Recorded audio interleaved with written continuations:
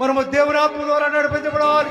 మానవుని యొక్క మనసు ద్వారా కాదు, మానవుని యొక్క మాట ద్వారా కాదు.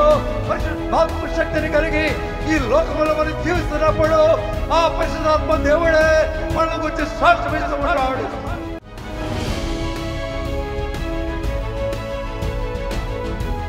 యేసు గుర్తు గురించి దినానికి ఒక్క రోజైనా సరే మనం మాట్లాడకపోయినట్లయితే మనం దేవుని బిడ్డలము కానే కాదు, ఈ లోకము ఎన్నటికీ రక్షణ పొందనేరదు.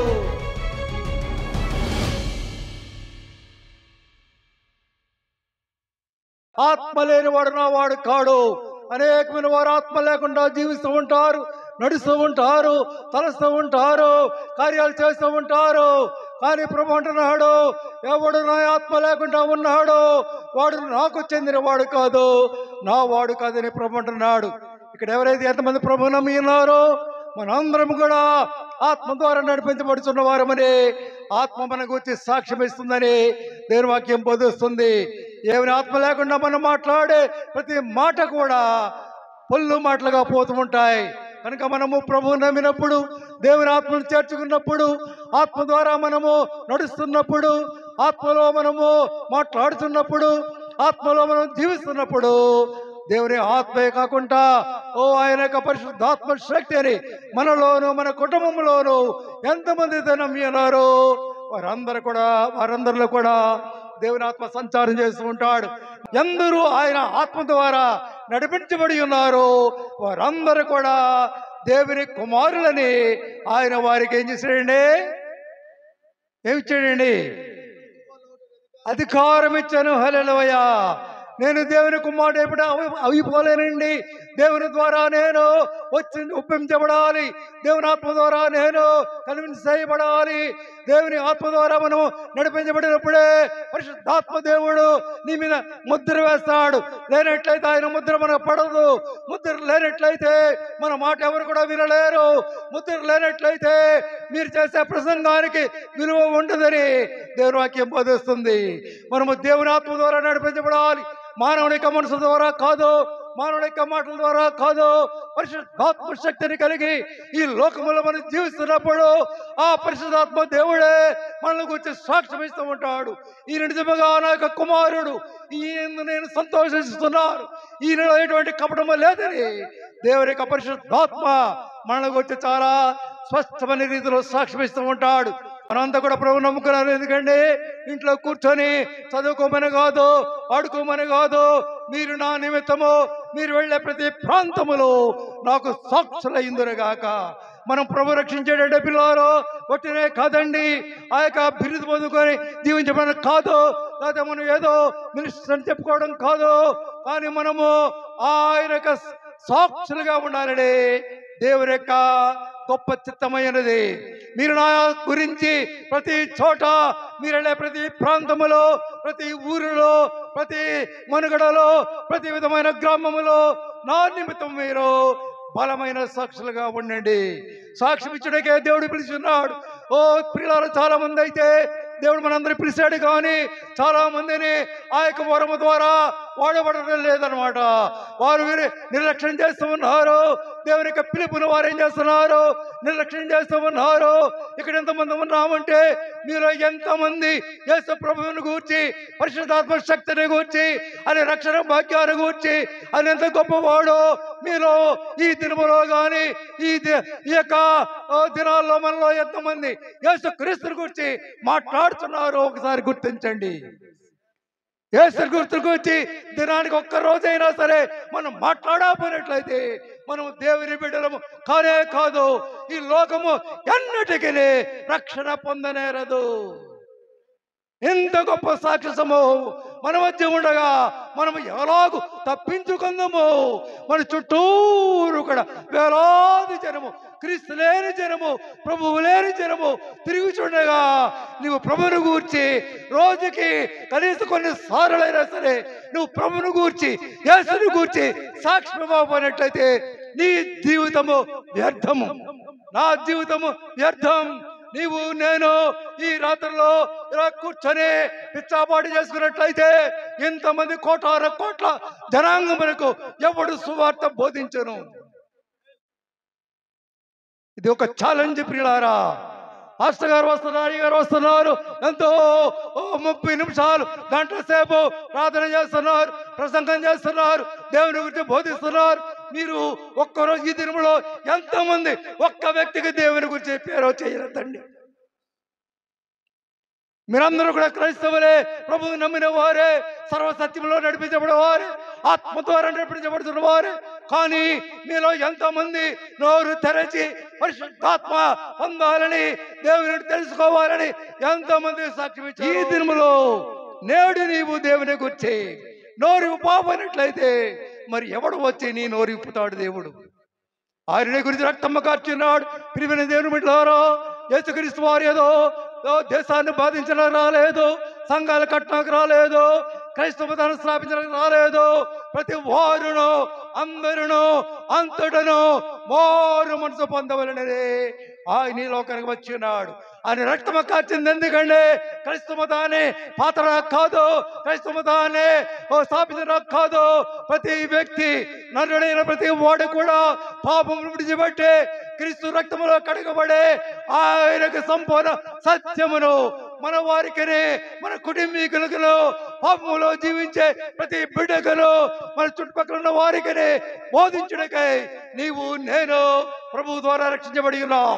ఇప్పుడు కూడా మీరు యేసుక్రీస్తుని గురించి రోజుకి 10 సార్లు అయినా నోరు తెరవపోయినట్లయితే మీ గ్రామంలో వారు కానీ, మీ ఇంటిలో వారు కానీ, మీ దేశంలో వారు కానీ ఎవడు కూడా సువార్త వినలేడు, పరలోక రాజ్యం చేరలేడు.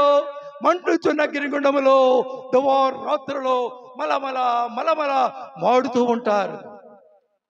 మీకు తెలియదండి, ఏదో మతం ప్రకటించుకుంటున్నారు, వాళ్ళు ఏదో మతాన్ని అభివృద్ధి పరుచుకుంటున్నారు. మతము కాదయ్యా, నీ మార్గము పరలోకం పోయే మార్గాన్ని దేవుని భక్తులు దువారాత్రులు డబ్బు ఖర్చు పెట్టి గొంతుకు చింపుకొని చలలో ప్రయాణం చేస్తూ చదువులు విడిచిపెట్టి ఉద్యోగాలు మానివేసి యేసయ్యను గూర్చి దువారాత్రులు ప్రకటిస్తున్నారంటే అది వారికి ఏదో వస్తుందని కాదండి. కానీ మన వలే ప్రతి వారు కూడా రక్షణ పొందాలని, క్రీస్తు రక్తంలో కడగబడాలని, చనిపోయిన తరువాత పరలోక రాజ్యానికి మనం వారసులు కావాలని యేసుక్రీస్తు యొక్క పరిపూర్ణమైన విశ్వాసం. ఈనాడే సరే నీవు ప్రభువుని నమ్మపోయినట్లయితే, ఆ గొప్ప వాక్యమును నీవు పడిచెవిన పెట్టినట్లయితే నీవెలాగూ తప్పించుకుందువు. ఇంత గొప్ప రక్షణ భాగ్యం నీవు పడిచెవిన పెట్టినట్లయితే నీవెలా తప్పించుకుందువు? తప్పించేవాడెవడో లేడు ఈ లోకములో, యేసు గాక వేరే మనుషులు లేడు. ఆయనే నీ గురించి తన యొక్క 30 సంవత్సరాల జీవితమును సిలువలో